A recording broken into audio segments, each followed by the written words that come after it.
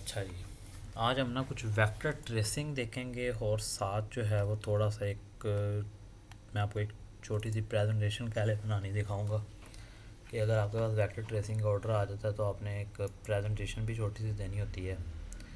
वो किस तरह देनी है, मिसाल के तौर पर हम ये वाला करते हैं, इसके साथ ही जो है ना वो हमारा काम भी हो जाएगा। मिसाल के तौर पर ये सिंपल इमेज आपने इस तरह ड्रैग कर दी, ठीक है। आपको मैंने काफ़ी ज़्यादा डाटा भेजा है, वो आपने सारा वीक जो है वो प्रैक्टिस करें मैक्सिमम, जितने 7 दिन या 6 दिन क्लास नहीं होती। चलिए आपकी क्या हुआ? इनमें चल नहीं रही थी, अब स्क्रीन चलना शुरू हुई है। नहीं, मैं पीछे ही था। अच्छा, ये है हमारे पास मिसाल के तौर पर एक कंपनी है, उसने हमें हायर किया जी, ये उसका लोगो है।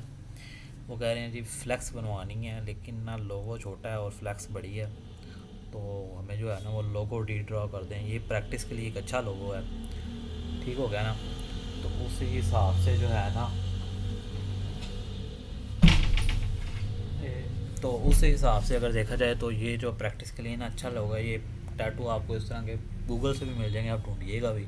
मैं भी आपको बथेरे भेज दूँगा, पूरा हफ्ता प्रैक्टिस करने के लिए खूब डाटा दे दूँगा।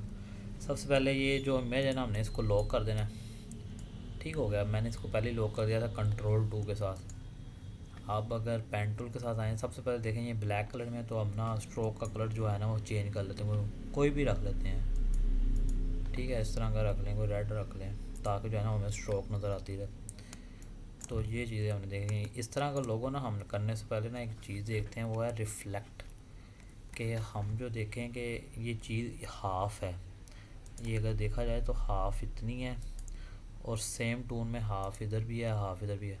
तो क्यों ना हम इतना हिस्सा बना के इतना हिस्सा रिफ्लेक्ट कर लें। और इस तरह के लोगो डिज़ाइनिंग में भी आपने बड़े डिज़ाइन देखे होंगे कि लोगो अक्सर देखा होगा कि हाफ़ हिस्सा उधर होता है, हाफ़ इधर, यानी कि वो लोगो इस तरह बना होता है कि एक रिफ्लेक्शन का लुक दे रहा होता है वो लोगो आपको। तो इस तरह के डिज़ाइन बड़े अच्छे लगते हैं। और अगर आपके पास वेक्टर ट्रेसिंग में इस तरह का डिज़ाइन आ जाए, तो आपने जो है वो हाफ हिस्सा ट्रेस कर लें, और बाकी जो हिस्सा है ना वो आपका आप रिफ़्लेक्ट कर लें। उसके लिए मिसाल के तौर पर दफ़ा हो जाएगा,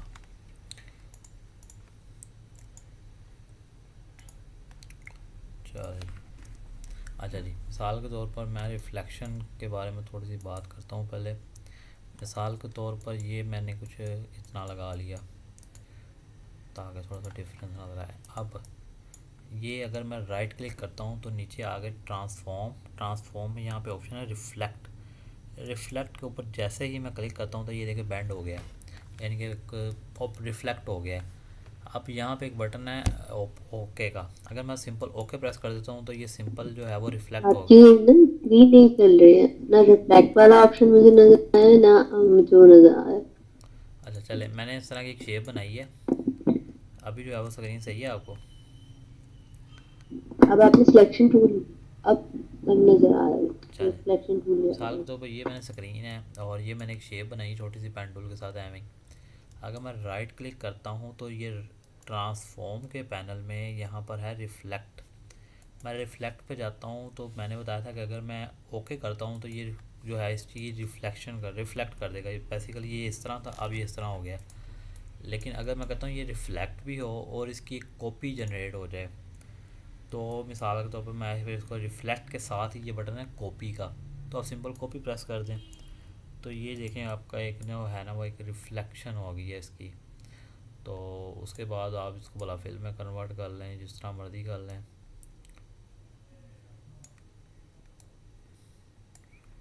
ठीक हो गया।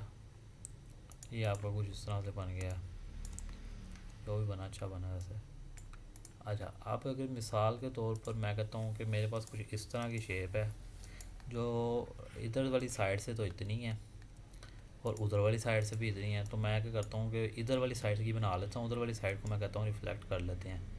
ट्रांसफॉर्म और रिफ्लेक्ट शेप जो है वो मैं दोबारा बनाना चाहूँगा कि इधर, इधर, और सॉरी, इधर। अब मिसाल के तौर पर मैं इसको कहता हूँ, मैं ना इसको रिफ़्लेक्ट कर लेता हूँ, ट्रांसफॉर्म और रिफ़्लेक्ट। तो अगर मैं कॉपी पे प्रेस करता हूँ तो ये देखें सिंपली जो है ना वो इसकी कॉपी जनरेट होगी। ये इस तरह का भी तरीका अच्छा है, लेकिन मैं जो ज़्यादातर यूज़ करता हूँ वो यहाँ पे है रिफ़्लेक्ट टूल। ये नीचे अगर आप देखें ना तो यह इसमें के अंदर है रोटेट टूल। रोटेट टूल के ऊपर आप राइट क्लिक करो तो यहाँ पे नीचे आ जाता है रिफ़्लेक्ट टूल। जिस शेप को भी आपने रिफ़्लेक्ट करना है सबसे पहले आपने उस शेप को सेलेक्ट लाजमी करना है, सिलेक्शन लाजमी है। देन जो है ना वो आपने इसके ऊपर रिफ़्लेक्ट के ऊपर आना है, ये वाले बटन के ऊपर आप प्रेस कर दें सिंपल। अगर तो आपको कुछ इस तरह की भी रिफ्लेक्शन चाहिए होगी जो कि आप अपनी मर्ज़ी से इस तरह एडजस्ट करना चाहोगे, तो फिर तो आप इसको इस तरह एडजस्ट करके, जैसे हम शेप को कॉपी करने के लिए ऑल्ट प्रेस करते थे इसी तरह ही इसको भी यहाँ पे कॉपी करने के लिए हम ऑल्ट प्रेस ही, अगर मुझे ये इस तरह इधर चाहिए तो मैं ऑल्ट प्रेस कर दूँगा तो ये इसकी कॉपी जनरेट कर देगा। लेकिन मुझे इसकी सेम कॉपी चाहिए यानी कि फुल रिफ्लेक्शन में चाहिए, तो मैं इसकी इस एंकर पॉइंट के ऊपर रख के क्लिक करूँगा और साथ ऑल्ट प्रेस कर दूँगा। मैं जैसे ही ऑल्ट प्रेस करूँगा तो ये मुझे फिर वही dialogue box same reflection transform वाला दे रहा है जो रिफ्लेक्ट में आ रहा था। ओके और कॉपी, मैं कॉपी पे प्रेस करूँगा तो ये देखिए उसने उसी ही जगह के ऊपर डायरेक्ट उसकी कॉपी कर दी है। लेकिन कुछ चीज़ें इस तरह की होती हैं, जैसे कि मिसाल के तौर पर इस तरह की कोई चीज़ें होती हैं ना जब, तो तब हम जो है ना वो ये रिफ्लेक्शन के ऊपर प्रेस करके ना फिर इसकी एक कॉपी जो है वो एक, सबसे पहले मैं सिलेक्शन के साथ सिलेक्ट करता हूँ और ये रिफ़्लेक्ट के साथ मैंने इसके ऊपर क्लिक किया।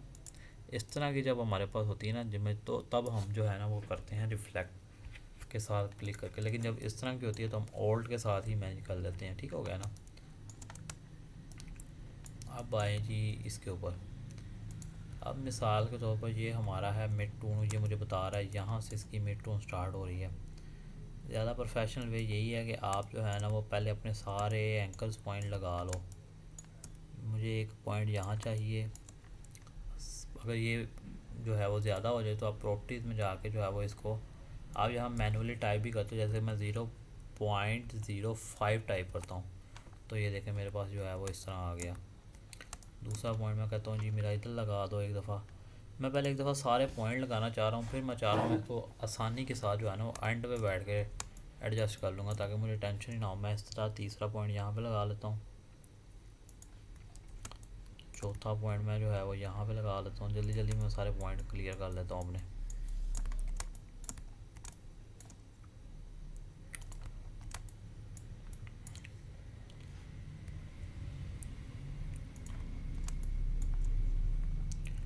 अगर हमारे पास कोई पॉइंट कम हो जाए, मिसाल के तौर पर हमें महसूस हो कि यार एक पॉइंट यहाँ पर भी था होना चाहिए था लेकिन मैंने नहीं लगाया, मैंने डायरेक्ट लगा दिया, तो कोई टेंशन नहीं लेने वाली।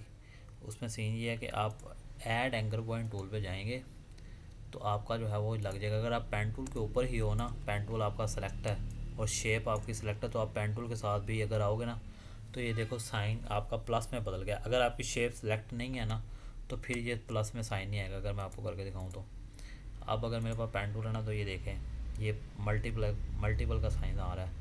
लेकिन अगर मेरी शेप सेलेक्ट है तो पेन टूल के साथ अगर मैं आता हूँ तो मेरा प्लस का साइन हो जाता है। तो आप इधर अपना पॉइंट लगा के फिर जिस हिस्से में आपने मैनेज करना है आप उसको उठा कर डायरेक्ट सिलेक्शन के साथ इस तरह भी मैनेज कर लो। ठीक है, जिस तरह आप शेप को जो है वो मैंने आपको बताया था इस तरह जो है वो आप मैनेज कर सकते हो।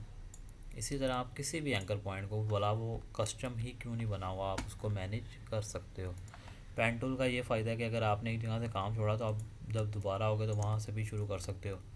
और अगर आप कहते हो कि आपने ड्यूरिंग पॉइंट लगाते हुए साथ ही जो है ना वो एडिटिंग करनी है, तो आप कहते हो कि मिसाल के तौर पर मैंने अब ये पॉइंट लगा लिया, मैं आगे पॉइंट में जाने से पहले इसको सेट करके जाना चाहता हूँ, तो अगर आप ऑल्ट मैंने आपको बताया था प्रेस करते हो ना तो ऑल्ट के साथ जो है वो आपका पेन टूल के जो है ना एंकर पॉइंट टूल आ जाता है। और आप जैसे ही ऑल्ट छोड़ते हो तो आपका ये पेन टूल वापस बन जाता है। तो आपको ऑल्ट प्रेस रख के जो है वो सारा काम करना पड़ेगा। मिसाल के तौर पर मैं ऑल्ट प्रेस करता हूँ और मैं जो है वो सारा काम अपना कर लेता हूँ। और जैसे मुझे फ़ील होगा मैं इसमें आप जूम इन और जूम आउट भी कर सकते हो ऑल्ट के साथ ही, माउस के स्क्रॉल बार के साथ। जब आप वो वाला फंक्शन परफॉर्म करोगे तो 100% आपको वही मिलेगा। सिर्फ टाइप टूल में होता है कि शॉर्टकट कीज़ कुछ कम हो जाती हैं, जैसे कि आप कीबोर्ड का कोई भी बटन प्रेस करते हो ना, जैसे ये ABC में, तो वो टाइप होने लग जाता है। सिर्फ तब उसमें जूम के लिए अगर आप हैंड टूल के लिए स्पेस प्रेस करते हो ना, मिसाल के तौर पर मैं अगर टाइप टूल लेकर आऊँ तो देखें अगर मैंने क्लिक कर दिया और मैं हैंड टूल के लिए स्पेस प्रेस कर रहा हूँ तो ये देखेंगे कि आपका जो है ना वो ये स्पेस में जा रहा है। मिसाल के तौर पर अगर मैंने कोई टेक्स्ट टाइप किया हो तो अगर मैं कोई टेक्स्ट टाइप कर दूँ, ठीक है, और मैं कह रहा हूँ कि ये जो स्पेस मुझे हैंड टूल चाहिए, मैं स्पेस प्रेस करता हूँ तो ये मेरी स्पेस में जा रहा है। लेकिन अभी आप देखो कि मेरे पास जो है वो हैंड टूल भी आ रहा है। ये किस तरह आ रहा है, जब आप इधर हो ना तो आपका जो है हैंड टूल ना वो ओल्ड में शिफ्ट हो जाता है, फिर आप ओल्ड प्रेस करते हो तो आपका हैंड टूल आता है। ये एक छोटी सी शॉर्टकट की टिप है, ये जो है ना वो आपको पता होनी चाहिए ताकि आप तेज़ी से अपना काम कर लो। अब अगर मिसाल के तौर पर इसको मैंने जो है वो पेन टूल के साथ ही मैनेज कर लिया था तो मैंने ओल्ड प्रेस कर लिया था, ठीक है, तो ये देख लें कितनी एक स्मूथ कर्व आ रही है। इसका फ़ायदा यही है कि हम ड्रैग करने की बजाय जो है ना वो इसको डायरेक्ट ही ले लें। यहाँ पर आपने जो है पॉइंट लगाना वो बड़ा सोच समझ के लगाना कि आपका बिल्कुल सेंटर में पॉइंट आए। ठीक हो गया। अब आप इसको छोड़ दें, आप डायरेक्ट ही आप एंकर पॉइंट टूल या Shift+C प्रेस करके अपनी जो है वो फाइल ले आए। इसको जितना जितना हो सकता है, जितना बेसिक उसको चाहिए उतना उसको मैनेज कर लिया बड़े आराम के साथ। आप जो है जब इसको इस तरह रखोगे, ये तो अभी बड़े आसान से मैनेज हो गया। अगर ये मैनेज नहीं हुआ तो आप हैंडल्स की मदद से भी जो है इसको बड़ा अच्छा मैनेज कर सकते हो। अभी अब प्रैक्टिस में आपने करना ही यही है कि हैंडल्स के साथ खेलना है। जितना आप हैंडल्स के साथ खेलोगे इंशाल्लाह आपको उतना ही अच्छा मिलेगा। और डायरेक्ट सिलेक्शन टूल के साथ भी आपको हैंडल्स मिलेंगे, लेकिन जब आपकी कोई भी लाइन इस तरह कर्व में होगी, जैसे कि अगर ये स्ट्रेट लाइन के ऊपर मैं एंकर लेके जाता हूँ तो ये देखें ये जो है हैंडल नहीं दे रहा, लेकिन जब मैं इसके ऊपर लेकर आता हूँ ना ये कर्व ये राउंड में आ रहा है, कर्व में आ रहा है, तो ये इसके ऊपर आपको डायरेक्ट सिलेक्शन के साथ जो है वो ज़रूर देगा। तो अगर आप कुछ एंकर्स को जब हम मैनेज करते हैं ना तो हम डायरेक्ट सिलेक्शन के साथ ही इसको मैनेज करते हैं और वो बहुत ज़बरदस्त तरीके से उसको मैनेज करता है, ठीक है। या एंकर्स को उठाने के लिए ये भी एक टूल बड़ा अच्छा है। मिसाल के तौर पर ये एंकर मुझे यहाँ पे नहीं चाहिए, मैं ये कैसे कहता हूँ उठा के तो रख दो, वो उधर रख देगा। ये कर्वेचर टूल भी मैं पढ़ाऊँगा, इसके ऊपर पूरी क्लास करेंगे क्योंकि ये बड़ा इंपॉर्टेंट है। ठीक है, मैं Shift+C किया और मैंने जो है वो इसको रख दिया। एक दफ़ा आप इसको मैनुअली मैनेज कर ले, बाद में हम तमीज़ के साथ मैनेज कर लेंगे। जैसे ये मुझे इरीटेट कर रहा था इसमें, तो मैंने इसको वैसे ही उठा के यहाँ पर रख दिया कि भाई तंग ना कर। तो मैं जो है वो इसको यहाँ पर उठा के यहाँ से ले आऊँगा, ठीक है। ये बड़े आराम के साथ आपने बड़े ध्यान से करना है कि आपका जो है ना ये इमेज इतनी खूबसूरत इसलिए है क्योंकि ये पहले ट्रेस हुई है, मैंने लास्ट में ट्रेस करके रखी थी क्योंकि वो जब मैं पढ़ाता था ना तो वो बड़ी रफ़ इमेज थी, इसलिए मैंने फिर इसको ट्रेस करके रख लिया। अच्छा जी, एक सेकेंड मैसेज आ जाता, चले ठीक हो गया। दूसरा जो है ना हम इसको फिर आप हैंडल्स की मदद से मैनेज कर लेंगे, ठीक है। आप इधर से देखते जाएं थोड़ा थोड़ा सा। अब बड़े ये सेंसिटिव थोड़ा सा सेंसिटिव काम है, लेकिन बंदा सीख जाए ना तो फिर बड़ा मज़ा आता है करने में, ठीक है। ये बड़े आराम के साथ आपने मैनेज करना, बड़ी एहतियात के साथ। अब ये इस तरह के काम है, देखें ना ये अब इतना हो सकता था, लेकिन बाकी अब हैंडल्स की गेम आ जाएगी। आप थोड़ा सा इसको ऊपर से रफली मैनेज करें, फिर ये इधर से प्रॉपर मैनेज हो जाएगा, ठीक हो गया। इधर से इसको मैनेज कर लें बड़े आराम के साथ। सॉरी, इसके ऊपर एंकर लगा हुआ है। अगर ये शेप सेलेक्ट है पेन टूल के साथ ही आप एंकर टूल पे आओगे तो ये माइनस भी करेगा, और आप ऐड एंकर पॉइंट पे करोगे तो ये आपका प्लस भी करेगा, ठीक हो गया। एक सेकंड, रिकॉर्डिंग दोबारा स्टार्ट करते हैं। अच्छा, अगर ये शेप सेलेक्ट है तो ये एंकर ऐड भी करेगा और ये माइनस भी करेगा। अगर शेप सेलेक्ट नहीं है फिर जो है वो हमें इनके पास आना पड़ेगा, ठीक है। अभी मैं एंकर पॉइंट टूल ले रहा हूँ हमारा, और मैं इसको इधर एक दफ़ा जितना आपको अंदाज़ा होना चाहिए कि यार एक हिसाब से मिड में ही रखते हैं ना, तो मुझे मेरे अंदाजे के मुताबिक मैं यहाँ पे लगा लेता हूँ, बाद में मैं अपने हैंडल्स के साथ इसको बड़ा अच्छा मैनेज कर लूँगा, ठीक हो गया।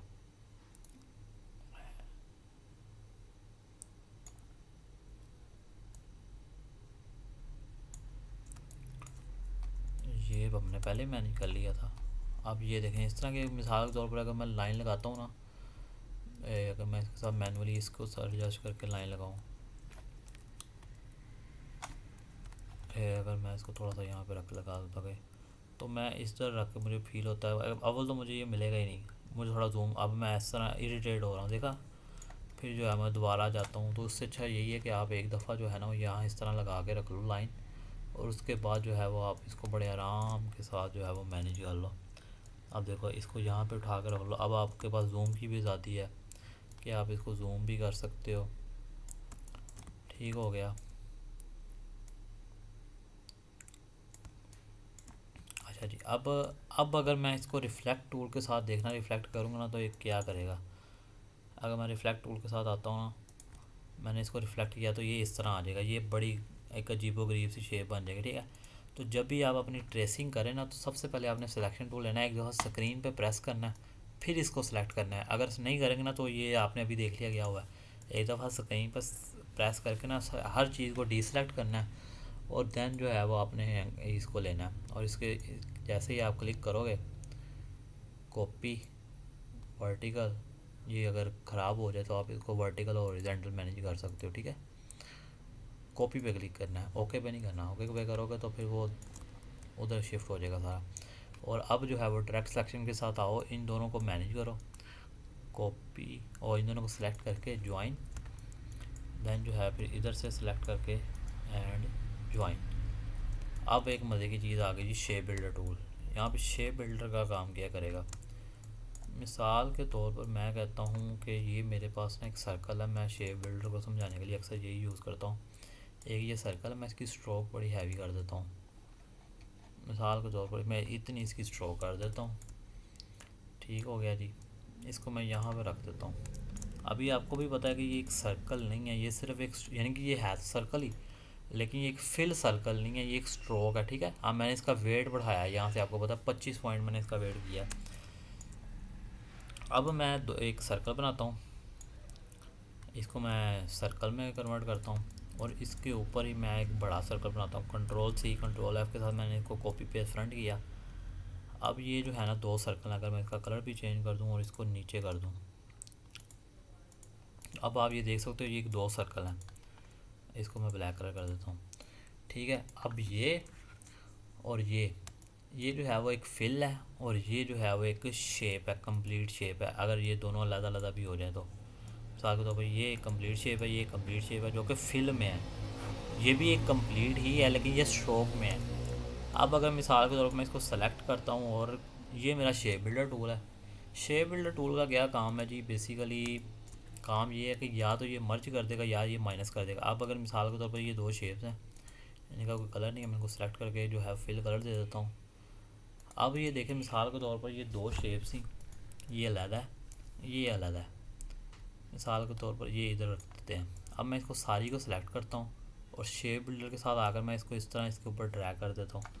तो इसने क्या किया जी, ये इसको एक ही शेप में बना दिया। अगर मैंने ड्रैग किया बगैर कोई कीबोर्ड का बटन प्रेस किए तो इसने जो है उसको एक ही शेप में बना दिया। और अब अगर मिसाल के तौर पर मैं इसको जो है वो इसके ऊपर रख कर दोनों को सेलेक्ट कर कर अब अगर मैं इसको शेप बिल्डर को इसके साथ क्लिक करता हूँ तो ये माइनस कर देगा। यानी कि जितना हिस्सा ऊपर हमें सिलेक्शन में नज़र आ रहा था ना, कि जैसे कि मैंने दिखाया कि ये सिलेक्शन किया तो ये बता रहा है कि ये पॉइंट इसका इधर से इधर इंटरसेक्ट कर रहा है इसका इधर। और यही चीज़ समझाने के लिए मैंने ये दो सर्कल ड्रॉ किए हैं।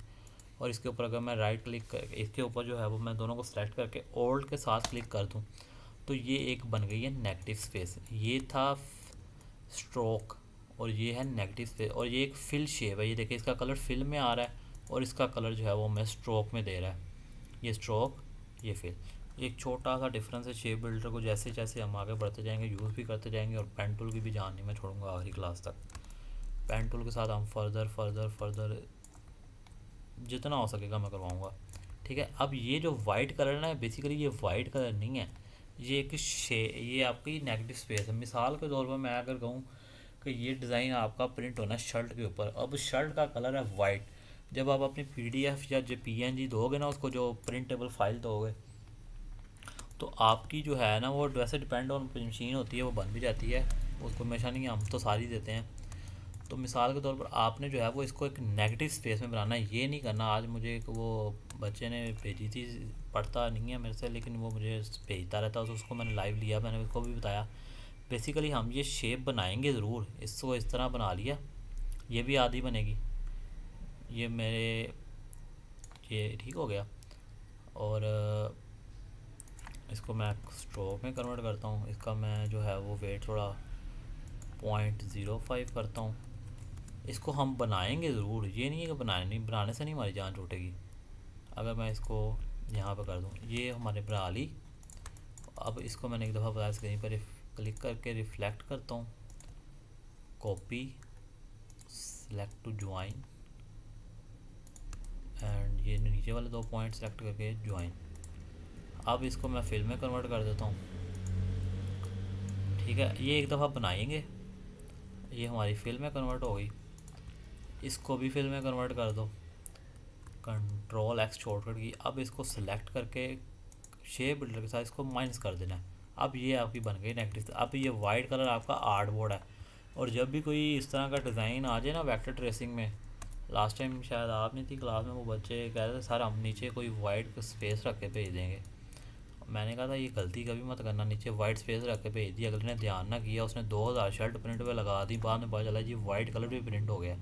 अगर नीचे आपने इस तरह का वाइट कलर भी दे दिया ना उसको प्रिंट के लिए, यानी कि आपने फ़ाइल दी है, उसने ध्यान नहीं किया और उसने प्रिंट पे फाइल लगा दी, तो कंपनी को इंशाल्लाह जो है ना वो 5-6 लाख का तो लॉस होएगा, अगर 2000 शर्टें प्रिंट पे लगा दी उसने तो। ठीक है, तो इस तरह की छोटी छोटी चीज़ें, वैसे तो वो उनको पता होता है, सेंसिटिव चीज़ें वो खुद ही देख लेते हैं, लेकिन अगर एक बंदे को आप पे ट्रस्ट हो जाए और आप इस तरह की गलती कर दें और वो जो है वो लगा दे, तो इस तरह का लोगो भी अगर वो आपसे कहे, तो आपने जो है वो चीज़ों का ख्याल रखना होता है, क्योंकि अगले का भी आप फ़ायदा ही करते हैं। क्योंकि हमेशा अपने क्लाइंट को जो है वो आपने बेस्ट से बेस्ट तरीन सर्विस देनी है। और आपके पास ऑर्डर आया है, 100% देखो आता है, नहीं आता तो किसी सीनियर को हायर कर लो, क्लाइंट नहीं ख़राब करते।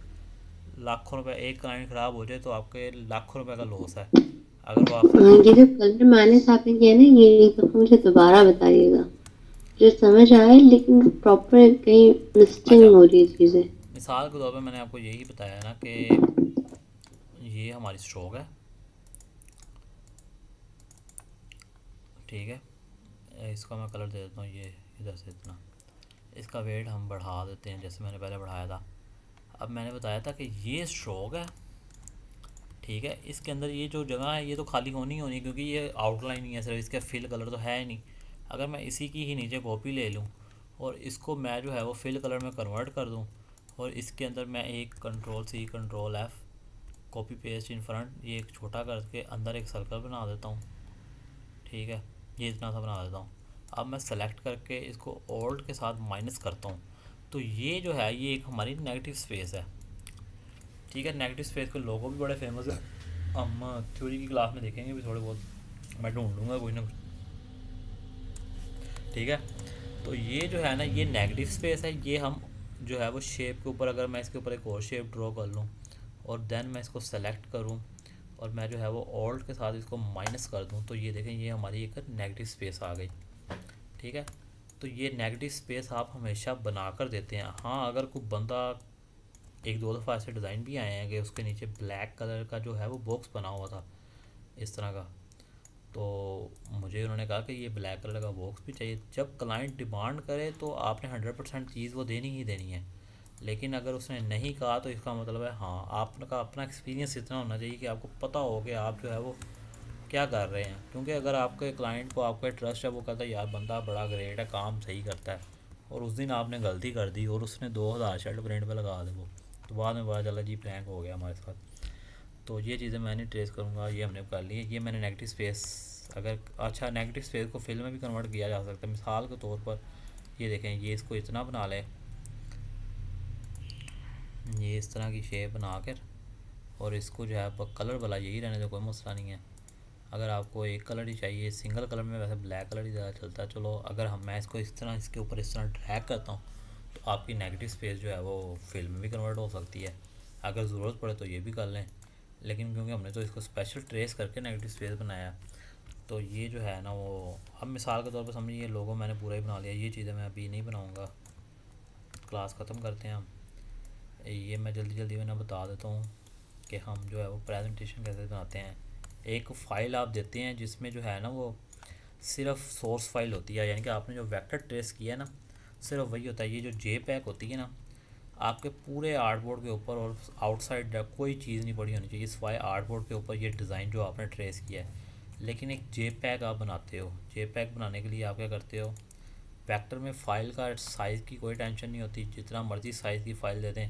अगर क्लाइंट ने डिमांड नहीं की तो आपसे कभी भी, मेरे से तो आज तक कभी किसी ने एक डिज़ाइन में की थी बस कि ये 5 सेंटीमीटर जो है वो विड्थ में बनाना है, लेंथ नहीं उसने दी थी, सिर्फ विड्थ दी थी कि विड्थ में लाजमी फॉलो करना है आपने। ठीक है, तो इस तरह की टेंशन नहीं लेते होते वेक्टर में जो है ये फ़ाइल।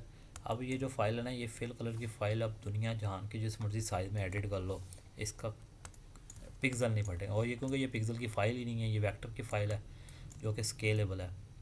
सबसे पहले जो है ना, आप इसको इस तरह रखते हैं, फिर जो है वो इस तरह रखें, ये इसके सेंटर में आना चाहिए। बेसिकली ये अलाइनमेंट्स में आ जाएगा, तो मैं सोच रहा हूँ फिर अलाइनमेंट पढ़ा के इसको पढ़ा दूँगा। ठीक है, इसको मैं सेव कर लेता हूँ, या मसला कोई नहीं, मेरे पास बतेरे वेक्टर पड़े हैं, मैं उनमें से कोई एक आधा खोल लूँगा। हम जो है वो एक बड़ी अच्छी प्रेजेंटेशन भी बनाएंगे। और कल मैं जो है ना वो ये रिफ़्लेक्ट टूल दोबारा, यानी कि नेक्स्ट क्लास में जो हमारी नेक्स्ट वीक होगी, रिफ़्लेक्ट और रोटेट टूल, ये रोटेट टूल के साथ हम कुछ खेलेंगे। दैन फिर हम साथ ही अलाइनमेंट्स पढ़ लेंगे, और उसी के साथ ही हम स्ट्रोक को टच कर लेंगे। स्ट्रोक बड़ा आसान सा है, इतना कोई मुश्किल नहीं है। अब बेसिकली आधी चीज़ें तो मैंने आपको अभी समझा दी हैं, स्ट्रोक में और फिल कलर में क्या फ़र्क है।